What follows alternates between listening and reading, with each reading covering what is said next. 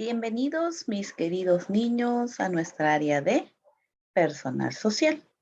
Y el día de hoy tendremos nuestro tema, el Tahuantinsuyo.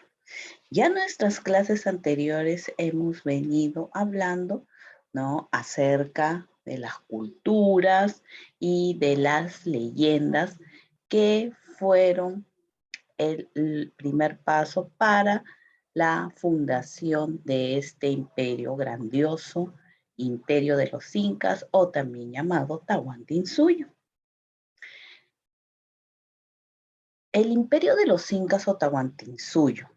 La palabra Tahuantinsuyo proviene de un nombre compuesto por dos vocablos quechuas.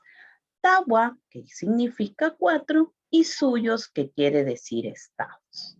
Los incas, con el afán de poder gobernar todo su imperio, dividieron su territorio en cuatro suyos.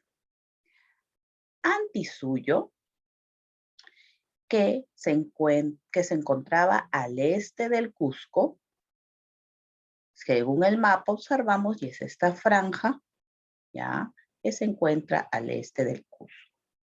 Collasuyo, al sur del Cusco, esta franja, ¿no es cierto?, que se encuentra al sur. Chinchaysuyo, al norte del Cusco, la partecita verde, y Contisuyo, al oeste del Cusco. La capital del imperio del Tahuantinsuyo fue el Cusco.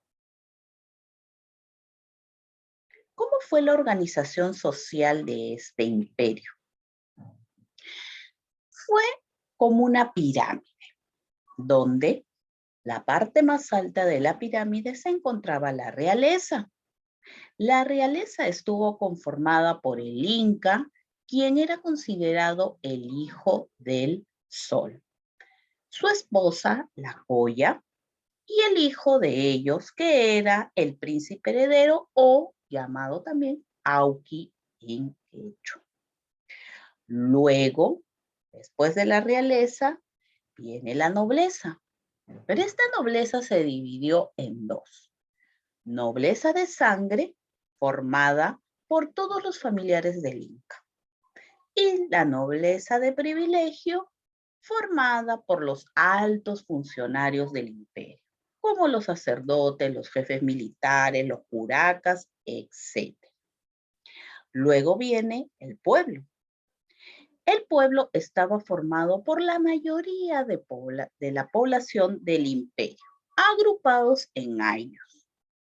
Los Hatunrunas eran pobladores comunes del Tahuantinsuyo. Eran los campesinos, eran los artesanos. Los Mitimaes eran trasladados a otros lugares. ¿Por qué? Para poder colonizar el territorio. Y los Yanaconas eran los servidores o esclavos directos de Inca. Entonces es así como se organiza socialmente el Tahuantinsuyo. La realeza, conformada por el Inca, la Colla, los hijos, y entre los hijos se encontraba el heredero o Auqui.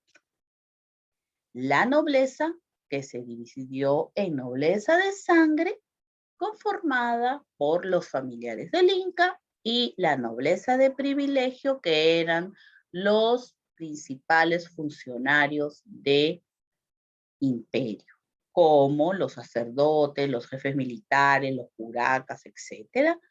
Y el pueblo, que estaba conformado la gran mayoría por los pobladores, ¿no? Y que estaban dentro de estos los Hatunrunas, que eran los campesinos, los artesanos, los Mitimaes, que eran las personas que se trasladaban a seguir colonizando el territorio, y los Yanaconas, que eran los servidores y los esclavos del Inca. Así fue la división social de este imperio. ¿Cuál fue el idioma durante el Tahuantinsuyo? El idioma oficial durante el imperio fue el runasimi o quechua, aunque los pueblos conquistados podían emplear su dialecto para comunicarse. No, cada conquista que realizaban, no, durante el imperio, si es que tenían otro tipo de dialecto, podían usarlo. Pero el idioma oficial durante el Tahuantinsuyo fue el quechua o runasimi.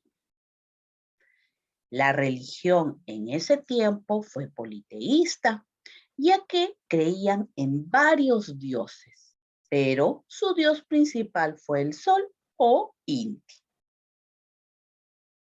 Las leyes durante el Tahuantinsuyo para que los pobladores se rijan a este gobierno del Tahuantinsuyo, a este imperio, tenían que seguir ciertas leyes,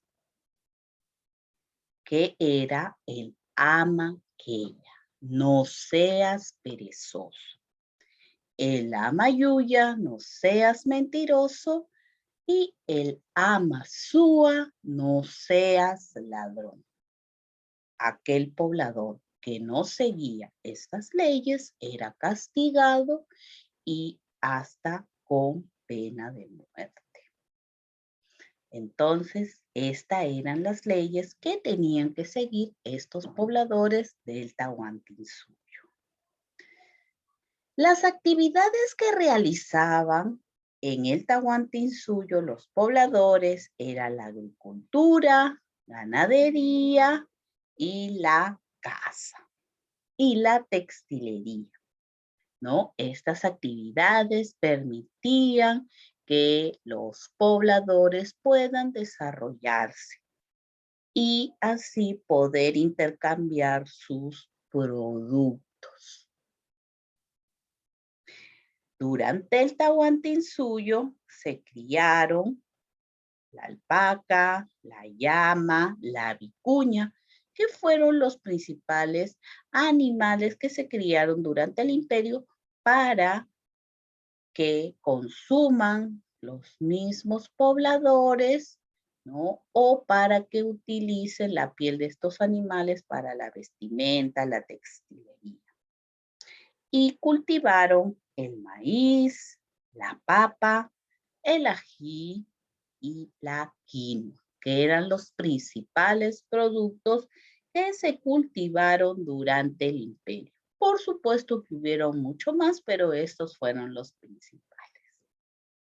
Muy bien, chicos, eso ha sido todo por hoy. Y ahora te toca investigar a ti un poco más acerca de este fabuloso imperio incaico. Ya nos vemos en nuestra siguiente clase. Chao, chicos.